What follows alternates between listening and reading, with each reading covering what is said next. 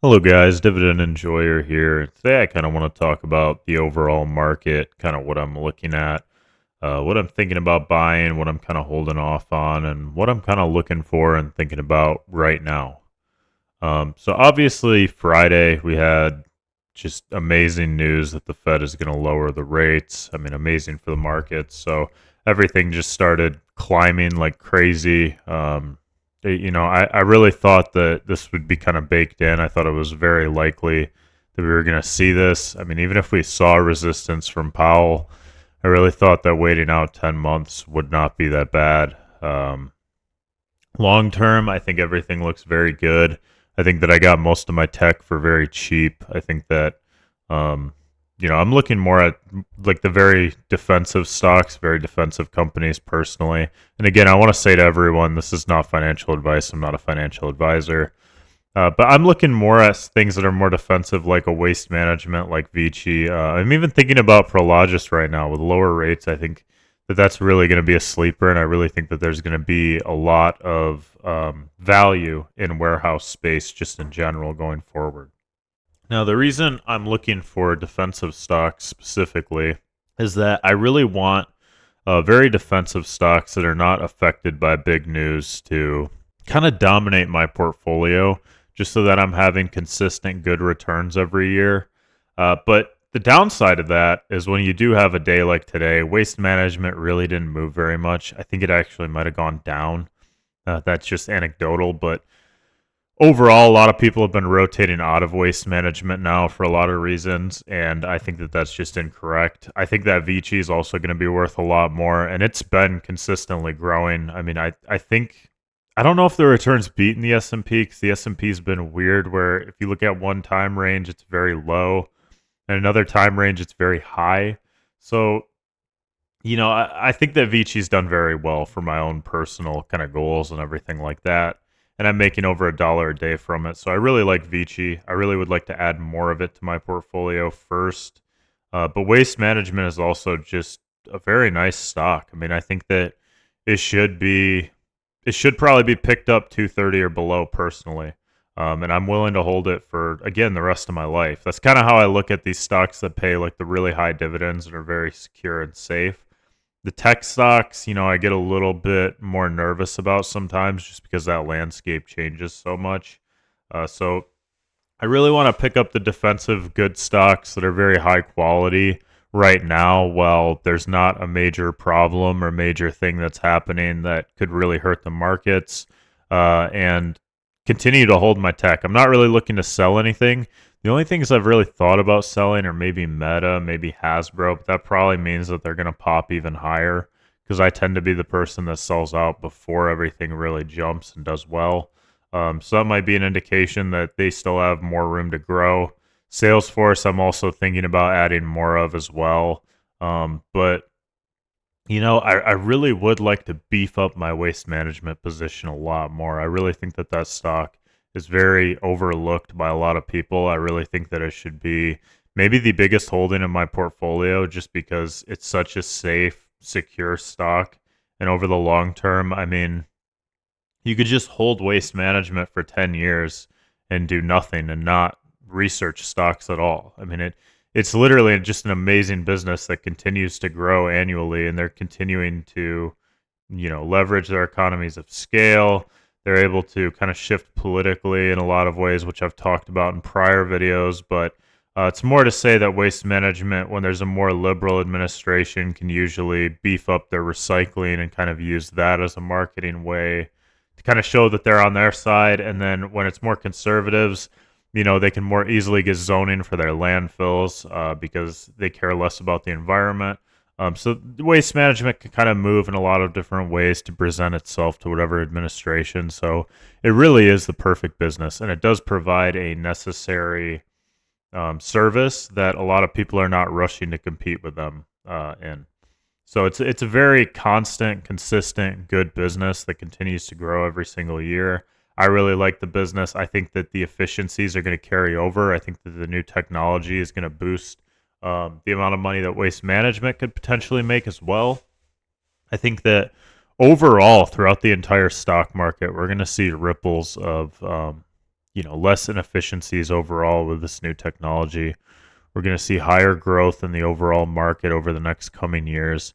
But it's not just going to be these AI plays. It's going to be every single company adopting the technology once the UI is improved. And I think that we're really close to there with the AI currently. But I think we're going to also see AI specializing in different things. Like, I'm very surprised we haven't seen an AI that can do logistical systems and logistical networks specifically because I think that would be something that would really bring um, a lot of new efficiencies forward. Another really interesting thing I think that we're going to see because of Trump and as a result of Trump and as a result of COVID, I think that we're going to see big companies, and you're seeing it with Apple right now, but I think you're going to see other companies start to embed more parts of their manufacturing process within the United States if they are a United States company. And I think that that's something that we're really going to see a lot of hesitancy from going forward. I really think that that's going to be a long-term result of this. I think we're going to see less globalism as a whole. That's kind of the trend I'm seeing. And I think there may be more opportunities after Trump is gone because I think the price may be better to incentivize people to come, but I don't know if the companies are going to want that kind of risk, right? Um, Other things I'm thinking about in the market that I'm kind of seeing, just random cool little things that I'm kind of thinking about is how much Amazon's grown, and American Express also has jumped an extreme amount these last couple of months. And yeah, I mean it's been insane seeing them just jump from the lows, and me being down so much money on them. I remember I was down a ridiculous amount on both. Now I'm up a lot on both, but those are two stocks that I really don't ever want to trade. I want to hold them and just kind of shave off a little bit every couple of years when I, want some money or want to take some gains or something. Um, but American Express, I feel like, is very secure, very good, very high quality. I probably need to just add a consistent amount every single month, despite the price. And then, if it drops a considerable amount, just pick up more of it then. But I've been very surprised with American Express and Amazon and Apple, honestly, and just everything. Everything seems like it's rallying except for Salesforce within my personal portfolio. The whole market, it really was very cheap a couple months ago. I think there's still some good opportunities there, but like I said, I really think that right now is the opportunity to get into a defensive stock for the long term and hold because those returns are going to be pretty consistent long term no matter what. Whereas if you get into like a speculative stock or a tech stock or something with a little bit more risk, um, you know, you're paying for that now. I mean, you're paying for excellence a lot more than you were a couple of months ago. When I was buying out my tech stocks, when everyone was out of tech, I was buying them out because I just thought that the price compared to the performance required to meet that price made a lot more sense at that cost, if that makes sense. Like it was a lot cheaper to buy in, so the expectation was a lot lower. Now the expectation's a little bit higher. If you're going to justify buying these tech stocks at these prices, I would move forward with caution. I think that there are some good deals here. I think it's very hard though to see what's real and what's bullshit right now. And I think that it's better to kind of take a step back. I'm resolved to whatever I bought into now. I kind of think I messed up again by selling my Microsoft and my other account, but I think everything else I've done pretty well on. I'm going to continue to hold. I think I'm just going to continue to add shares of different stocks. The only things I'm thinking about just liquidating overall would probably be my Hasbro position and my Meta position, just because I'm up so much on them. But I think that that's just an indication that I need to hold a little bit longer. And yeah, I think the whole portfolio is doing very well, just personally. But these are kind of my thoughts about the market. So it's a different sort of video, I guess, more of a monologue. But yeah, overall, a little bit shocked that Powell was looking at that, but I think he's a very objective guy. I don't think he's the kind of guy that cares about the grudge with Trump the way Trump cares about his grudge with Powell. Not really much other news really was very shocking or I think mattered very much. I still don't really think the Fed stuff matters that much if you look at the long term because rates were going to lower at some point. They needed to lower at some point. I don't know if now was the right time necessarily or not, but you know, that's the result we got. And, we have to live with it. We have to see what happens. I'm hoping for the best always. I think maybe it is the right time. It's hard to tell though. I mean, that's really the thing, right? Is it's very difficult to tell until after the fact when you can kind of analyze it and you know be a hindsight Harry, if you will.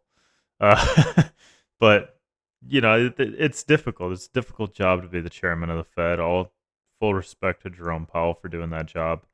But yeah, I'm a little bit surprised, but also not. I think he's very objective. I think that he saw that it was time to cut the rates, and yeah, I think that just is what it is. I think that the market looks good. I think there are some good opportunities out there. My portfolio is going to continue to grow. I feel really happy. I feel really excited, and I'm looking forward to the next couple of years. Thank you guys for watching the video. Please hit the like button. Please hit the subscribe button. And I'll see you guys in the next one. Bye.